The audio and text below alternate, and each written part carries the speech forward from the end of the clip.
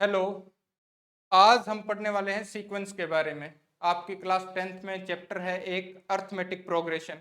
Arithmetic progression में हम सिर्फ अर्थमेटिक का जो सीक्वेंस बनता है उसके बारे में पढ़ते हैं, लेकिन आज हम पढ़ने वाले हैं कितनी तरह के जो है आपके पास सीक्वेंस बनते हैं। अर्थमेटिक प्रोग्रेशन बनता है, आप उसको एपी बोलते हो। जियोमेट्रिक प्रोग्रेशन होता है, उसको आप जीपी बोलते हो। हार्मोनिक प्रोग्रेशन होता है जिसको आप एचपी बोलते हो। फिबोनाची सीक्वेंस होता है, स्पेशल सीक्वेंस भी कुछ होते हैं। तो इन सब के बारे में हम देखने वाले हैं अभी कितने आपके पास कितनी तरह के सीक्वेंस बनते हैं और इनमें कैसे होते हैं। सबसे पहले तो यही हमें पता होना चाहिए भी सीक्वेंस होता क्या है। तो सीक्वेंस कुछ नहीं होता, सीक्वेंस एक नंबर्स की अरेंजमेंट होती है। क्या होती है? एक नंबर्स की अरेंजमेंट होती है जो कोई भी एक रूल फॉलो करती है। कैसा भी रूल हो सकता है।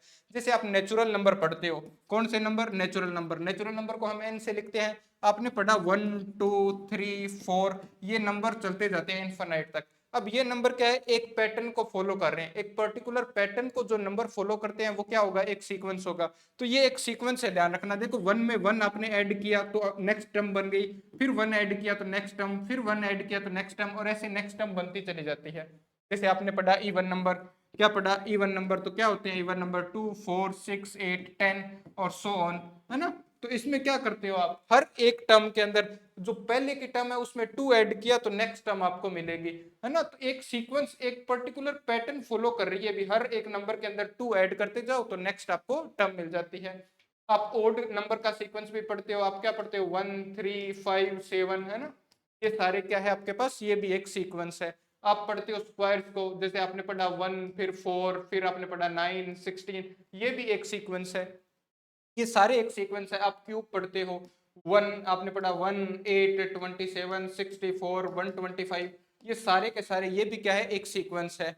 ठीक है, कौन सा सीक्वेंस क्या कहलाएगा, कैसे होता है, इस चीज को हम आगे देखते हैं। जैसे आपका यहाँ पे है पहला अर्थमेटिक प्रोग्रेशन। अर्थमेटिक प्रोग्रेशन आप बोल सकते हो या अर्थमेटिक सीक्वेंस भी बोल सकते हो, कुछ भी इसमें गलत नहीं है, ये एक ही बात है ना। तो एपी हम इसको जर्नली क्या बोलते हैं? एपी हम इसको बोलते हैं।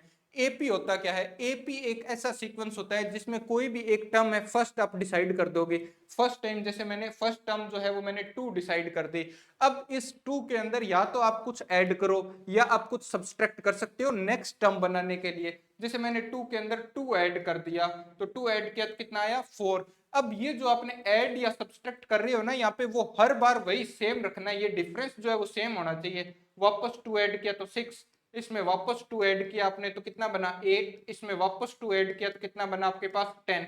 तो ये आप देखोगे एक सीक्वेंस बन जाएगा, है ना। एक पैटर्न में नंबर आ जाएंगे, तो एक पैटर्न में जो नंबर आते हैं वो आपके पास क्या हो जाएंगे? सीक्वेंस हो जाएगा।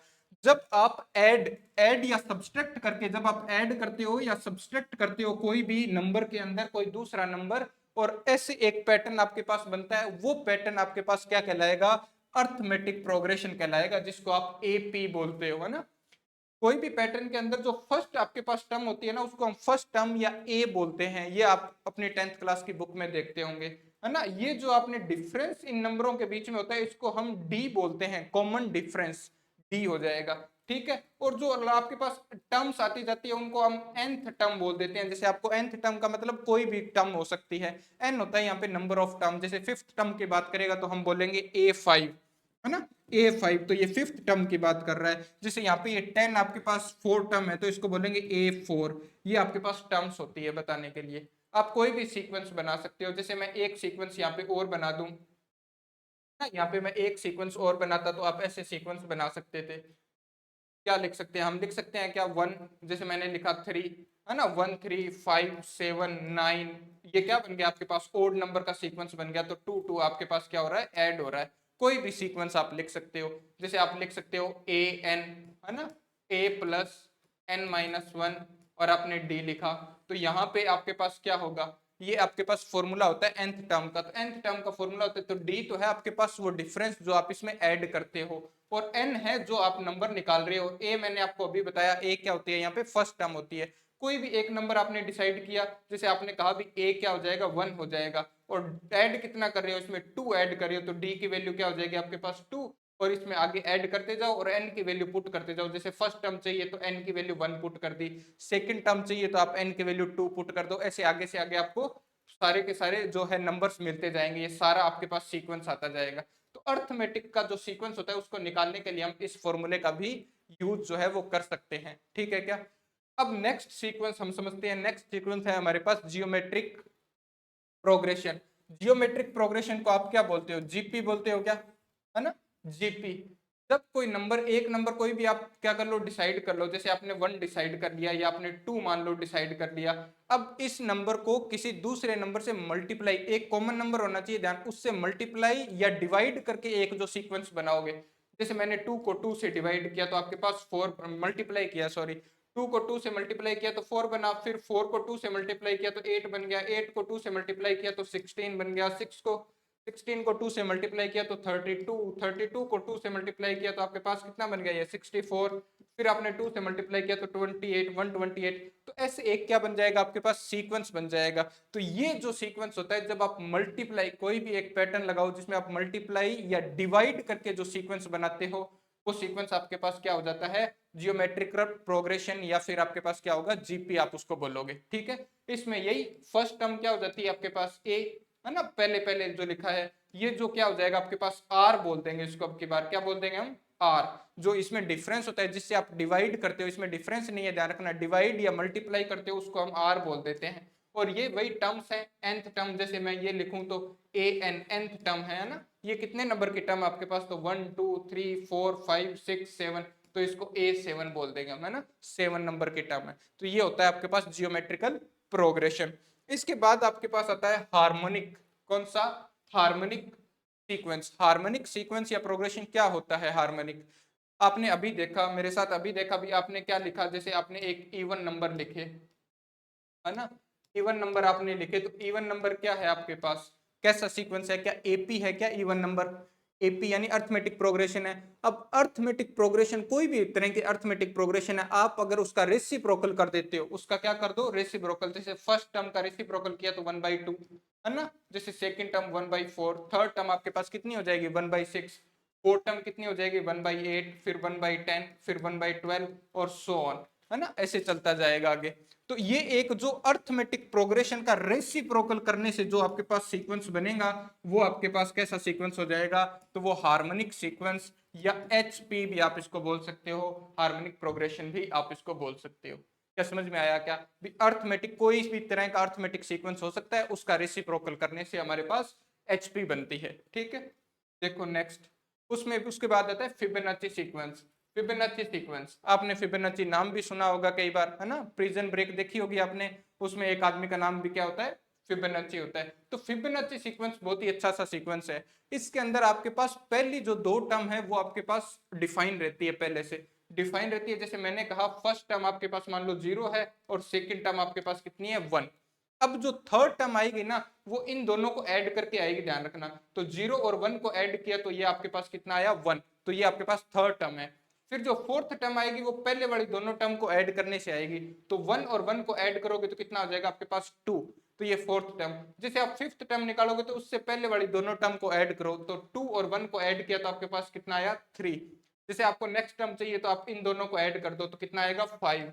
अब नेक्स्ट चाहिए तो इन दोनों को ऐड कर दो तो 8, फिर नेक्स्ट चाहिए तो इन दोनों को ऐड कर दो तो 13, नेक्स्ट चाहिए तो इन दोनों को ऐड कर दो तो 21, और ऐसे ये चलता चला जाता है ना। ऐसे ये क्या हो जाएगा आपके पास, चलता चला जाएगा। इसको हम बोलते हैं फिबोनाची सीक्वेंस। इससे एक स्पाइरल बनता है, जैसे आप ऐसे एक आपके पास बन जाएगा इससे, है ना, ऐसे एक स्पाइरल बनेगा, है ना, ये आप पूरे नेचर के अंदर देख सकते हो, ये स्पाइरल ऐसा बनता है इसमें, है ना, जैसे 1 है, फिर ये 2 होगा, फिर ये 3 हो जाएगा, फिर ये 5 हो जाएगा, फिर 8 हो जाएगा, ऐसे इसकी रेडियस चलती जाएगी, ठीक है। तो ये आपके पास बनता है, इसको हम क्या बोलते हैं, फिबोनाची सीक्वेंस बोलते हैं। थोड़ा सा ध्यान रखना, इसको हम लिख भी सकते हैं, जैसे आपके पास फिबोनाची सीक्वेंस लिखना है तो उसका आपके पास ऐसा पैटर्न हो सकता है, जैसे आपने कहा n-2 और प्लस में आपने an-1। इसमें जो n की वैल्यू होती है वो हमेशा क्या होगी आपके पास, ग्रेटर देन 2 होगी, क्योंकि 2 टर्म जो होती है वो आपके पास क्या होती है यहाँ पे, फिक्स होती है। 2 टर्म क्या होती है यहाँ पे, फिक्स होती है, ठीक है क्या। नेक्स्ट देखो, नेक्स्ट सीक्वेंस आता है आपके पास क्वाड्रिक सीक्वेंस। अब क्वाड्रिक सीक्वेंस कौन सा होता है, भी क्वाड्रिक इक्वेशन हमने पढ़ी है ना। क्वाड्रिक सीक्वेंस कौन सा होता है, तो क्वाड्रिक सीक्वेंस देखना, ऐसा सीक्वेंस होता है क्वाड्रिक सीक्वेंस जिसमें सेकंड डिफरेंस जो होता है वो कॉमन होता है। जैसे 2 तरह के डिफरेंस, पहले आप डिफरेंस निकालोगे, है ना, जैसे हमने एक अर्थमेटिक प्रोग्रेशन लिखी, मान लो आपने लिखा 1 3 5 7 9, ये एक अर्थमेटिक प्रोग्रेशन एपी है। इसका डिफरेंस लेते हो ना तो 2, ये भी 2, ये भी 2 आपके पास और ये भी 2, ये जो डिफरेंस है ना ये सेम है, इसको हम फर्स्ट डिफरेंस बोलते हैं। पहली बार में जो डिफरेंस लिया गया वो आपके पास क्या हो जाएगा, फर्स्ट डिफरेंस। तो फर्स्ट डिफरेंस कॉमन हो तो वो क्या बन जाएगा आपके पास, अर्थमेटिक सीक्वेंस बनता है। लेकिन जब आपके पास सेकंड डिफरेंस सेम आ जाए, फर्स्ट तो सेम नहीं आए, लेकिन अगर आप सेकंड डिफरेंस होता है डिफरेंस का डिफरेंस निकालते हैं, तो डिफरेंस का डिफरेंस निकालेंगे, अगर वो सेम आ जाए तो वो आपके पास क्या हो जाएगा, यहाँ पे क्वाड्रिक सीक्वेंस हो जाएगा। जैसे मैं एक एग्जांपल आपके लिए लिखता हूं, देखो जैसे मैंने लिखा 1 1 लिखा, 4 लिखा, फिर आपने लिखा 1 4 मान लो 9 लिखा, फिर आपने लिखा 16 और फिर आपने लिखा 25 और सो ऑन, ऐसे ये चलता जा रहा है। तो यहां से अगर आप इनका देखोगे तो कितना आएगा 3, यहां से कितना आएगा आपके पास सीक्वेंस, डिफरेंस ले रहे हैं तो 5 का, यहां से डिफरेंस लिया तो 7 का, यहां से डिफरेंस लिया तो 9 का, और ऐसे चल रहा है। यहाँ पे है क्या चीज, ये तो है आपके पास फर्स्ट डिफरेंस, ध्यान रखना।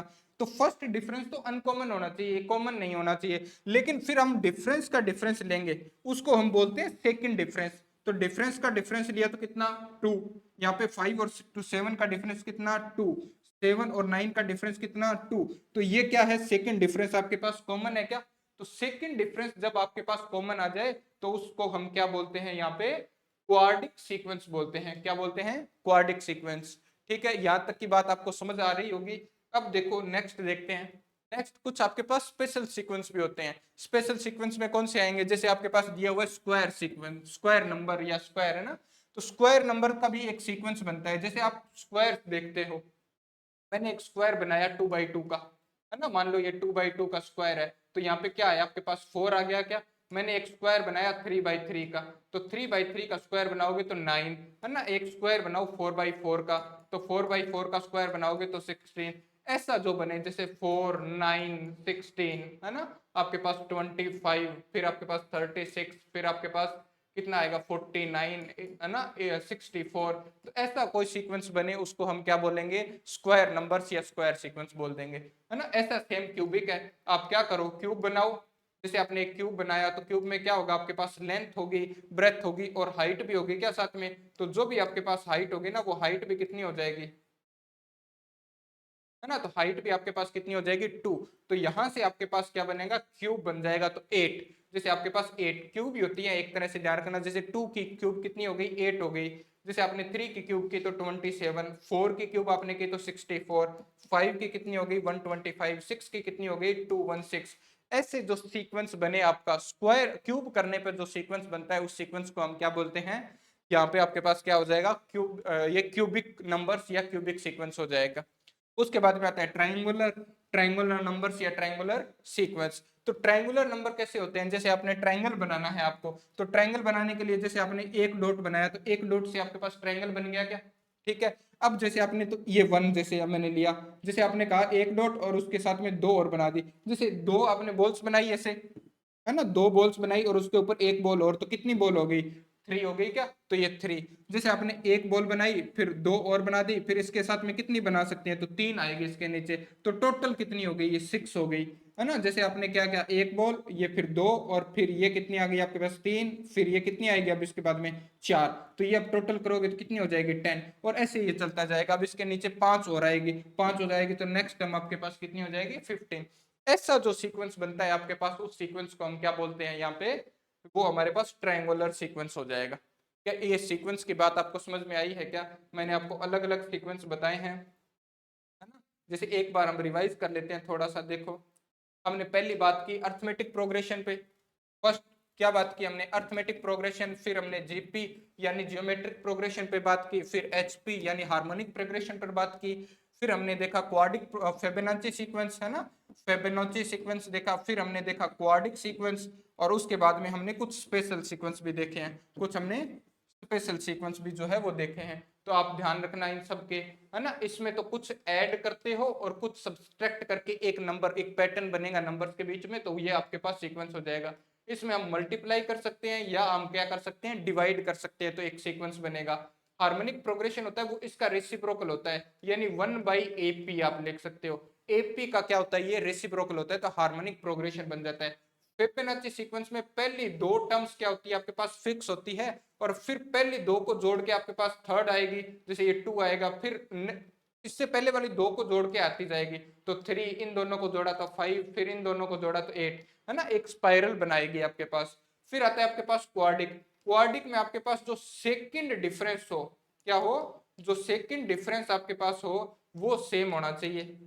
सेकंड डिफरेंस क्या होना चाहिए आपके पास, सेम होना चाहिए। और फिर स्पेशल सीक्वेंस में हमने देख लिया स्क्वायर का, क्यूब का और ट्रायंगुलर का। ठीक है, ये होते हैं टाइप ऑफ सीक्वेंस, आपको उम्मीद है पता होने चाहिए। आपकी 10th क्लास की, अगर कोई 10th क्लास में है और 10th क्लास वाला वो देख रहा है इस वीडियो को, तो आपकी बुक में ये चैप्टर है एपी, इसको आप बहुत ध्यान से पढ़ना, जल्दी हम एपी भी आपको पढ़ाएंगे। ओके, ठीक है। और नेक्स्ट थोड़ा सा देख लेते हैं, आप वीडियो को लाइक करना, शेयर करना और सब्सक्राइब करना ट्यूशन हब को। ठीक है, ओके।